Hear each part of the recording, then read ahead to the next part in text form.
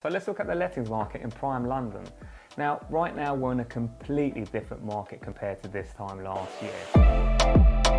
This time last year there was high supply, low demand. Of course, a lot of people had moved out of London, whether temporarily or indefinitely, and Airbnb properties were vacant and there was a lot of competition. So tenants had a lot of negotiating powers, at least some of those tenants, because there weren't many around, and were having negotiating prices of up to 10%. But also prices fell naturally up to even 20% in some parts of London.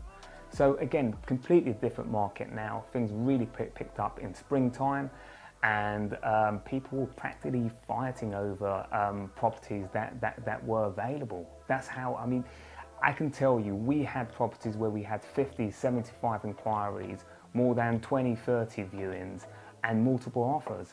It's been the most crazy market that I've seen so far in my 12 years experience.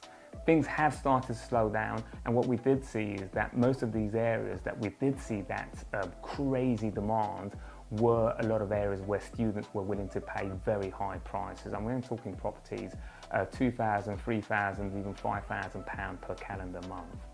So where are we now? Well, the stock levels are low. If we look at stock levels in September, for example, 68% less stock compared to this time last year, September last year. If we look at September this year compared to 2019, 38% down. So that's what we're having at the moment. And as we go into the autumn and winter months, there's going to be even less stock. So if you're a landlord with good property, it means that you have a lot of negotiating powers.